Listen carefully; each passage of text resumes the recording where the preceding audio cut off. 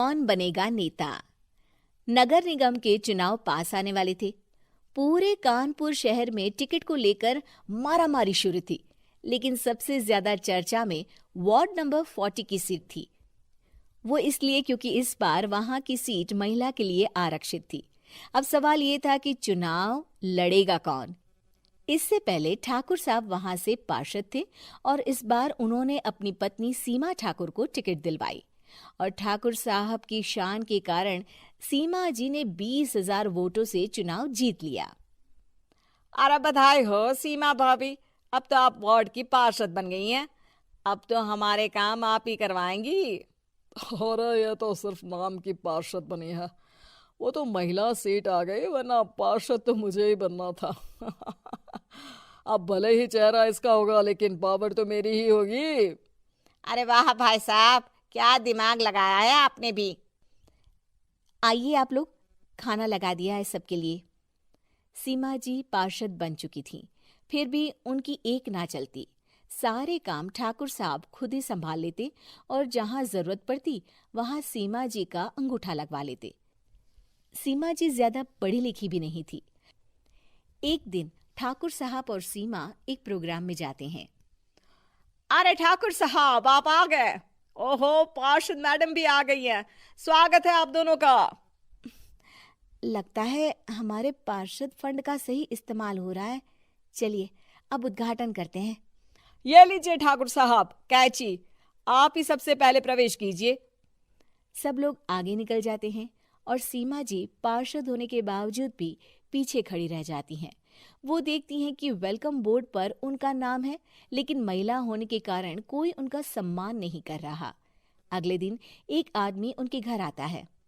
अरे ठाकुर साहब नमस्कार। कल ना हम नोटिस किए कि हमारा घर तो अवैध है और नगर निगम वाले उसे तोड़ने आ रहे हैं।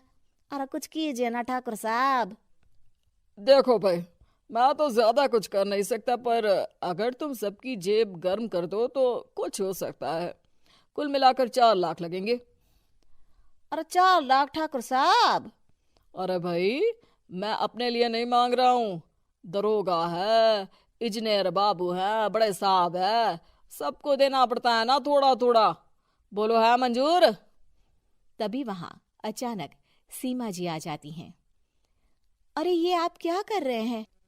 पहले इन्हीं लोगों से तो आपने वोट मांगे, अब इनसे ही पैसे ले रहे हो। अरे चुप रहो तुम, तुम्हारा काम है सिर्फ अंगूठा लगाना, तुम वही किया करो। मुझे दूसरे काम तुम मत सिखाओ, समझी? और तुम ना जाओ, अब पैसे लेकर आओ, वरना जेसीबी किसी भी वक्त आती होगी। सब कुछ ऐसे ही चलते रहता है। एक दिन सीमा जी और ठाकुर साहब को एक लोकल मीटिंग में बुलाया जाता है। वहां पर कई और अधिकारी लोग भी मौजूद रहते हैं। अब मैं चाहूंगा कि ठाकुर साहब हमारे बीच 2 शब्द कहें। मेरे प्यारे भाइयों और बहनों, आज मेरा सौभाग्य है कि मैं आप सबकी सेवा दिन रात कर पा रहा हूं। आपने मेरी पत्नी को भारी मतों से जिताया है, इसलिए मैं आप सभी का शुक्रगुजार हूं। मैं आप सबसे वादा करता हूं कि हमेशा की तरह हमारे वार्ड में किसी को कोई तकलीफ नहीं आने दूंगा। सभी लोग तालियां बजाने लगते हैं। अब मैं माननीय पार्षद मैडम को स्टेज पे बुलाना चाहूंगा। अपने नाम को बुलाया सुनकर सीमा जी एकदम चौंक जाती है। उन्हें बिल्कुल उम्मीद नहीं थी कि इतनी बड़ी जगह उन्हें मंच पर बुलाया जाएगा। जैसे तैसे वो मंच पर चढ़ती हैं। ऊपर जाते ही सीमा जी को सारी पुरानी बातें याद आ जाती हैं कि किस तरह उनके पति उन्हें कभी भी आगे बढ़ने नहीं देते और उनके नाम से गलत काम करते हैं। वो बोलने लगती हैं। मैं आपके वार्ड की पार्षद सीमा हूं। आप में से बहुत कम लोग ही मुझे जानते होंगे, क्योंकि इससे पहले मुझे कभी ऐसा मौका ही नहीं मिला। सारे मौके मेरे पार्षद पति यानी आपके ठाकुर साहब ही लेते रहे, लेकिन आज ये मौका मुझे मिला है तो मैं इसे ऐसे ही नहीं जाने दूंगी। मैं आपको ये बताना चाहती हूँ कि आपके ठाकुर साहब मेरे नाम की आड़ में गैर कानूनी काम करते हैं, जिस पर अंगूठों के निशान मेरे होते थे।